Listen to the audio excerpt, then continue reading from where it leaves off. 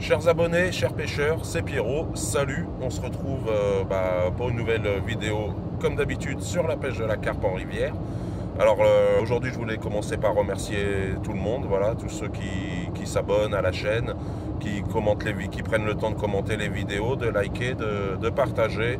Donc un grand merci à tout le monde. Aujourd'hui on s'en va pour faire un pré-amorçage. Alors moi j'ai pas l'habitude d'aller pré-amorcer comme ça parce que c'est loin. Là j'ai plus de 40 bornes aller, plus de 40 bornes retour. Alors en plus on est samedi soir, je vous avouerai que le samedi soir j'ai des projets un peu plus intéressants que de balancer de la bouillette à l'oise. Mais on va pas se leurrer, hein, quand on prépare son coup, ça marche quand même un petit peu mieux, c'est beaucoup plus facile. Alors si on pouvait faire une belle pêche après-demain soir, là je me souviendrai pourquoi j'ai fait l'effort d'aller pré-amorcer et je serais bien content de l'avoir fait. Donc là on va aller mettre un bon seau de bouillette.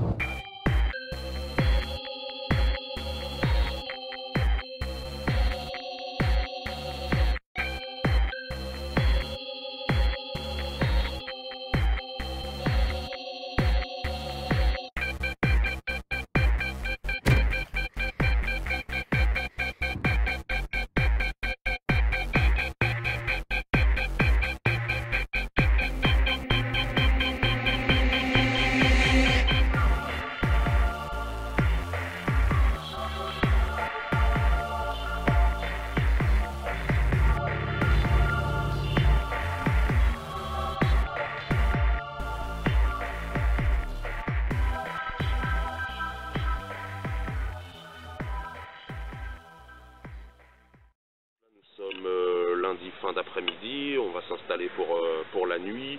Je vous décris pas le poste aujourd'hui puisque ça a été fait dans la précédente vidéo que j'ai postée il y a quelques jours. Si vous l'avez raté et que ça vous intéresse, allez dans la description de cette vidéo, je vous ai mis le lien, ça vous permettra de la retrouver très facilement. Aujourd'hui, comme promis, on va parler du sondage du poste, qui est une étape très importante que vous ne devez pas négliger. C'est-à-dire que c'est une étape indispensable avant tout début de pêche.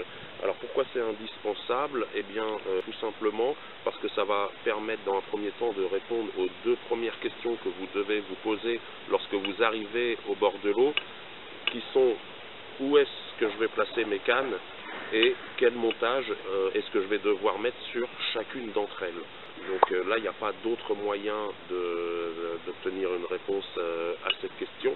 Alors je sais qu'il y en a régulièrement qui sont tentés d'amorcer et de pêcher dessus. Comme il reste plusieurs jours, ils pensent qu'à un moment ou un autre, les poissons passeront forcément sur le poste et qu'ils en attraperont forcément.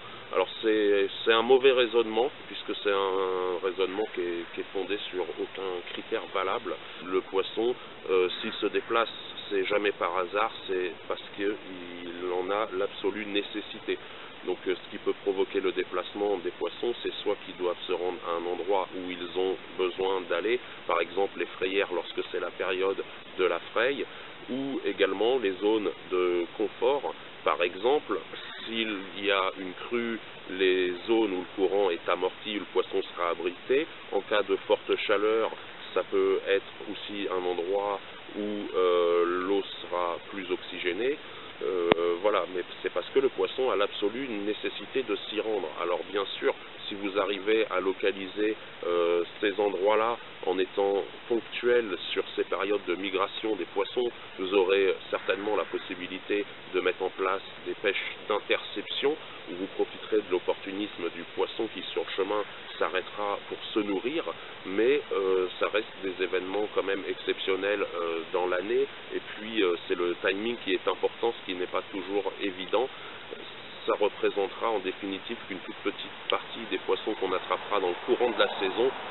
Alors pourquoi les poissons qui cherchent à se nourrir, on ne peut pas les attraper en les attirant forcément sur des amorçages? Eh bien parce qu'on fera difficilement venir des carpes à des endroits où elles n'ont pas déjà l'habitude d'aller, puisque les poissons connaissent leur environnement et c'est très peu probable qu'ils évoluent dans cet environnement de façon aléatoire, puisque ce ne serait pas la manière la plus efficace de se nourrir. Effectivement, comme le poisson connaît parfaitement son environnement, généralement, il connaît les points d'alimentation, il va donc aller d'un point à l'autre sans détour, ce qui lui permettra de se nourrir un maximum tout en y mettant un minimum d'effort. Alors bien sûr, on est en train de parler de points précis. Il y a très peu de chances en lançant au hasard que vous tombiez sur ces fameux points précis. Donc voilà pourquoi il faut s'appliquer à trouver ces endroits-là.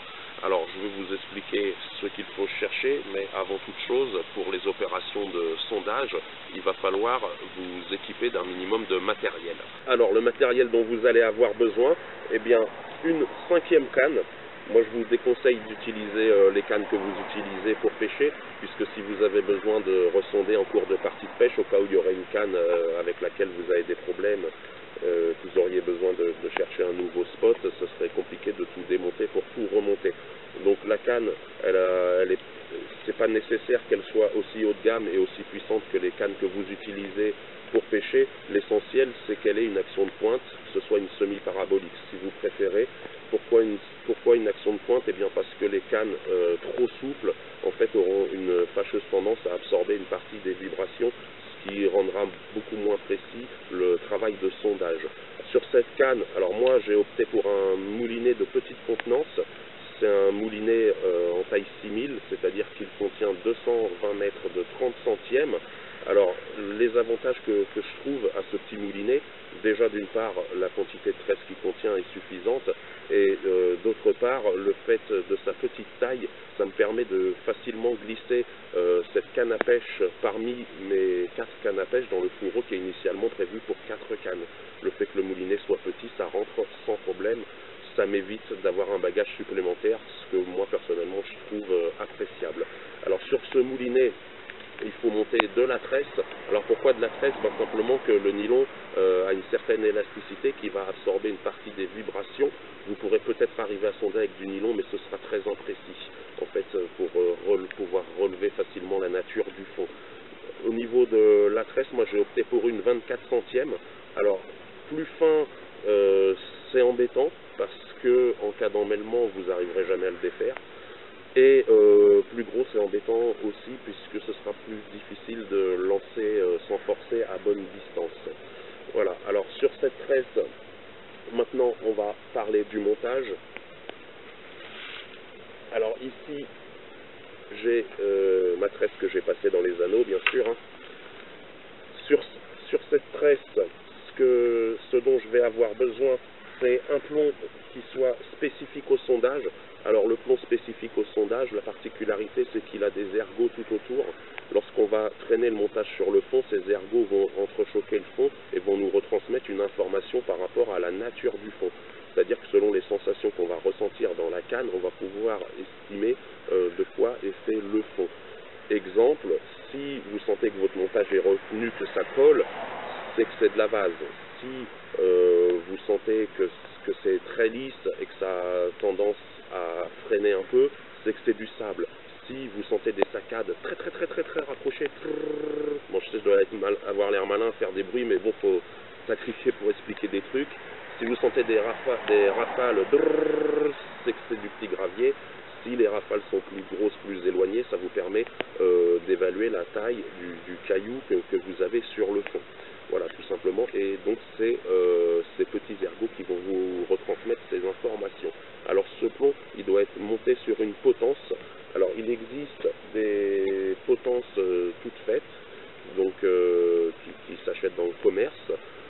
C'est des kits. Ce que je reproche à ces kits-là, c'est que c'est un peu cher. Moi, je l'ai acheté ça, c'est pour montrer dans la vidéo, voilà ce qui existe. L'avantage, bon, c'est qu'il n'y a rien à faire. Si vous préférez acheter, moi c'est ce que je fais, des plombs à l'unité, vous pouvez réaliser vous-même la potence. Il vous suffit de prendre simplement un bout de lit de corps.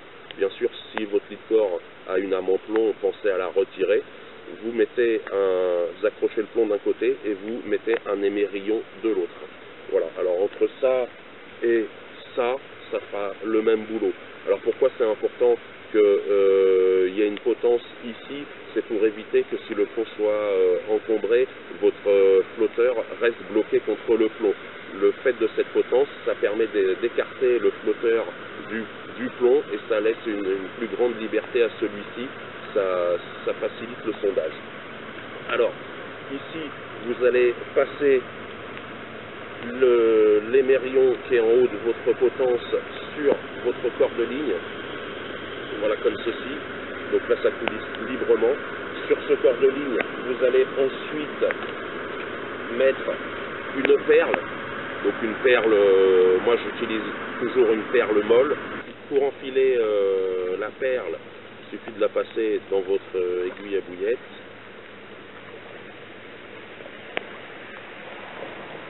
Et ensuite de la passer donc sur votre corps de ligne. Et ensuite vous allez utiliser alors ce qu'on appelle un marqueur flotteur. Alors le marqueur flotteur, il existe plusieurs modèles. Pour la rivière, je vous déconseille les petits modèles parce que bon, on les voit pas bien. Enfin, moi, j'aime pas les petits modèles, et je vous déconseille également les trop gros modèles parce que le courant va avoir beaucoup de force dessus et ils vont remonter beaucoup plus vers l'aval que le montage. Donc moi, j'aime bien les marqueurs flotteurs qui soient assez grands et assez effilés en forme.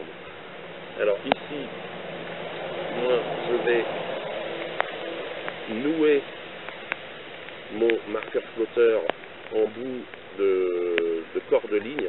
Alors là, vous faites le nœud, vous pouvez faire le nœud de votre choix, hein. un nœud qui tienne, quoi. Donc c'est pas très important. Voilà. Alors je vais couper l'excédent. Ici, vous prenez la perle molle et moi je viens l'enfoncer dans l'attache de mon marqueur flotteur.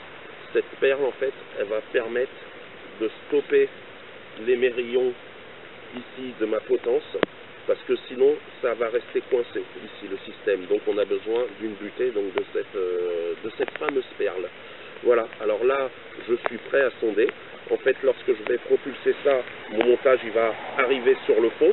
Je vais mouliner pour que mon flotteur soit embuté, puis je vais lâcher du fil en comptant la distance jusqu'à ce que je vois mon flotteur arriver à la surface, ce qui va me permettre de connaître déjà la profondeur. Puis ensuite, pour ressentir ce qu'il y a dans le fond, lorsque je vais déplacer l'ensemble du montage, mon plomb va entrechoquer le fond et me retransmettre les informations via la tresse. Alors je vous fais une petite démonstration et je vous explique tout de suite ce qu'il faut chercher. En fait, je vais prendre donc ma canne avec le montage là, donc que j'ai fait. Je vais faire un lancer juste au bord, c'est pour montrer. Hein. Voilà. Alors là, mon montage est sur le fond. Donc je vais faire mon pick-up, je vais mouliner doucement. Voilà, alors là j'ai mon marqueur qui est embuté contre l'émérillon qui se trouve en haut de ma potence, puisque là je suis bloqué. Alors ce que je vais faire, je vais desserrer légèrement le moulinet. Ici, à savoir que moi, entre la tête de ma bobine et le premier anneau, j'ai 50 cm. Si vous avez plus, je vous conseille de mettre un petit scotch pour marquer l'endroit. Et ensuite, on va compter. Donc là, j'ai 50 cm. Ici, 1 mètre. 1,50 m. Ah, alors là, je suis presque à 2 mètres. Donc plus la hauteur de ma potence, j'ai exactement 2 mètres. Je pense qu'on doit voir à la caméra le flotteur qui est réapparu en surface. Alors là, à cet endroit-là, j'ai 2 mètres. Donc maintenant, je vais mouliner tout doucement. Là, je me trouve de nouveau embuté contre l'émérillon de la potence. Alors là, je vais tirer. Alors là, je sens du caillou. J'ai la pointe de mon son qui... Donc là, je sens que c'est du caillou assez fin. Alors je tire, du caillou assez fin. Ah, là je suis embuté, donc je dois être contre une grosse pierre certainement.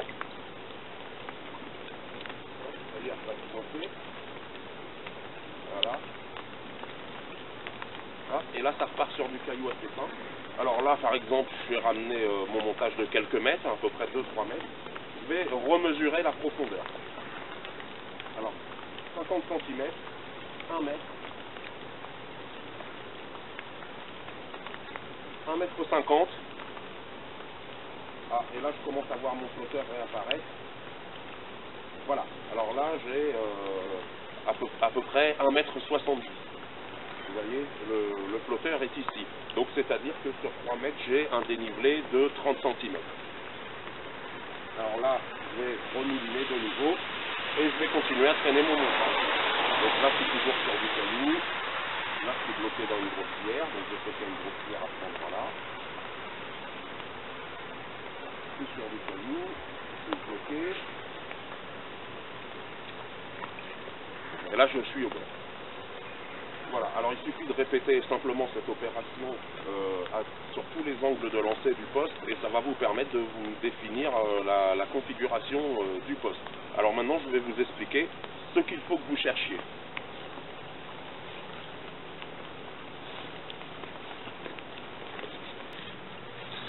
Alors, ce qu'il faut que vous cherchiez, je vais être très clair, c'est quelque chose qui n'est pas monotone. Alors, ce qu'il y a de plus facile à trouver, les choses les plus évidentes, ça va être les structures. Alors, qu'est-ce que c'est une structure?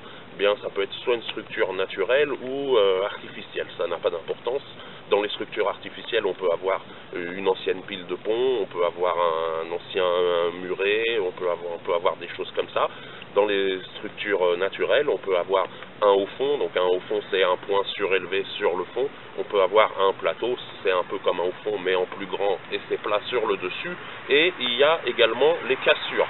Alors, le point commun entre toutes ces structures que je viens de vous citer, c'est que ce sont des structures surélevées, et ce qui va se passer sur les structures surélevées, c'est que la nourriture qui se trouve dessus va avoir tendance à descendre le long des parois de ces structures, et également ces structures créent un amorti dans le courant qui vont faciliter le dépôt de sédiments sur la partie aval de la structure.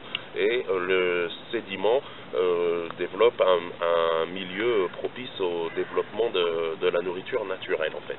Donc c'est ce qui va être intéressant dans ces structures. Il faut savoir que les poissons ont pour habitude de les longer à la recherche de nourriture puisque sont des endroits qui produisent de la nourriture naturelle et qui sont donc recherchés par les poissons. Donc ça c'est les choses évidentes. Évidemment vous ne trouverez pas ces structures sur tous les postes, ni même la cassure, il n'y a pas forcément de cassure, notamment je pense aux postes qui se trouvent sur les parties extérieures de grands virages où on a souvent affaire à des plages. Dans ces postes-là on trouvera plutôt des herbiers, donc il faut savoir que pêcher à l'intérieur d'un herbier c'est très compliqué, ou pêcher dans une plaque de nénuphar c'est très compliqué parce qu'on reste souvent souché, donc on va pouvoir localiser ces points et pêcher sur la périphérie le long, puisque bien souvent les poissons vont graviter autour avant d'y pénétrer et c'est à ce moment-là qu'on va tenter de les prendre. Aussi, en l'absence de tous ces signes-là, il peut y avoir des choses beaucoup plus subtiles, quelque chose qui n'est pas monotone, ça peut également être défini, par exemple sur un secteur où tous les fonds sont mous, par des taches dures. Des taches dures sur les fonds mous seront bien souvent visitées par les poissons.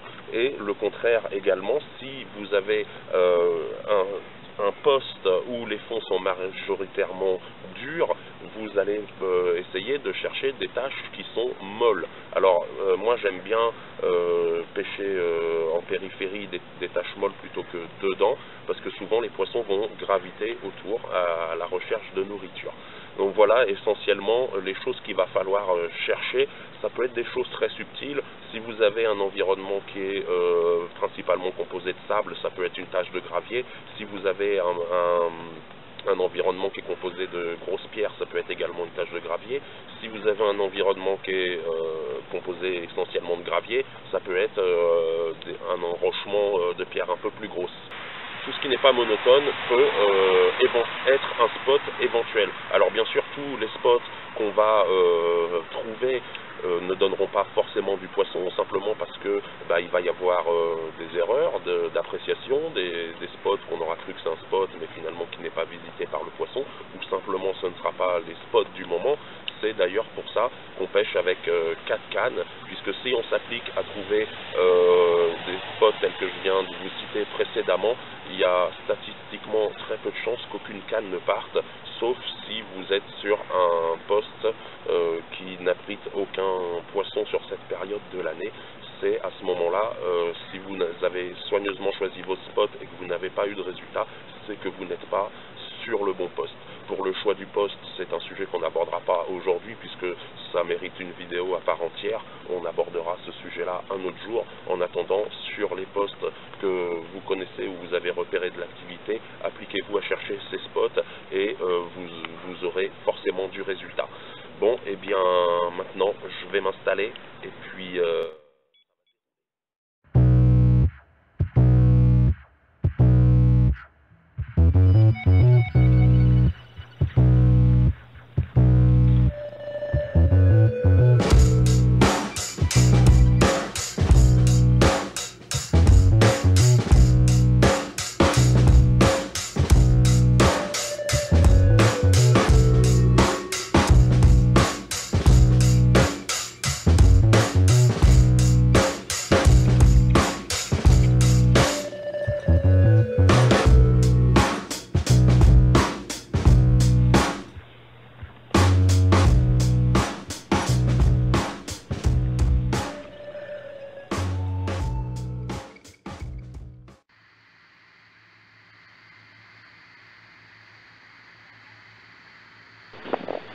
Bon, il est un peu moins de 22 h, je déroule un gros barbeau. Bah, décidément, il y a beaucoup de gros barbeaux sur ce poste là, on en prend beaucoup. C'est rare d'en prendre autant sur l'Oise, surtout des si gros. Bah, je vais pas le peser, je vais le remettre rapidement à l'eau. Je pense que si ces gros poissons là, ils sont dans le coin, les carpes elles doivent pas être bien loin. Ça reste une capture qui est quand même de bon augure. Je vais le remettre rapidement à l'eau et on va replacer la canne.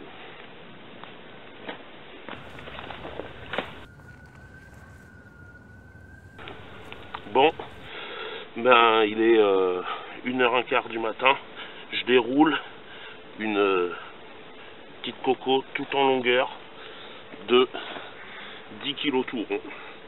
Voilà, un joli poisson de rivière encore une fois. Bah, j'espère qu'on va attraper sa grande sœur dans pas longtemps. En tout cas, ça fait plaisir, on fait du fish sur cette pêche rapide. Ça c'est cool. Yes.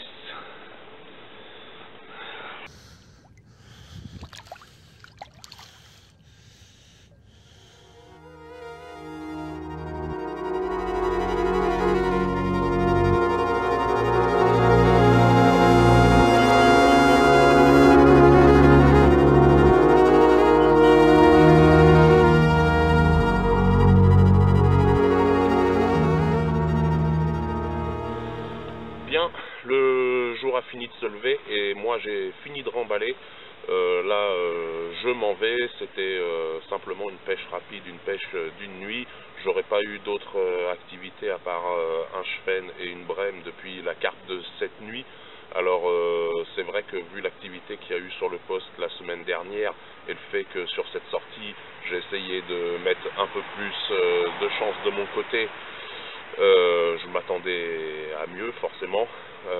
Après, de là à dire que je suis déçu, faut être un peu philosophe aussi quand on va à la pêche. Sortir une carte de l'Oise, bah, c'est toujours une petite victoire, hein, surtout sur des sessions de quelques heures. Je dis bien une petite victoire parce qu'après ça vaut ce que ça vaut, c'est pas non plus un exploit, mais il faut savoir en être content. Sur des rivières aussi lunatiques et difficiles à aborder que celle-ci, c'est déjà bien. Pour les prochaines sorties, je ne sais pas trop où je vais aller, je vais essayer de changer un petit peu de secteur, d'aller voir autre chose. On se retrouvera donc forcément très bientôt au bord de l'eau. En attendant, merci d'avoir suivi et salut! Si la vidéo t'a plu, n'oublie pas de cliquer ici et là pour t'abonner. À bientôt pour de nouvelles vidéos. Ciao!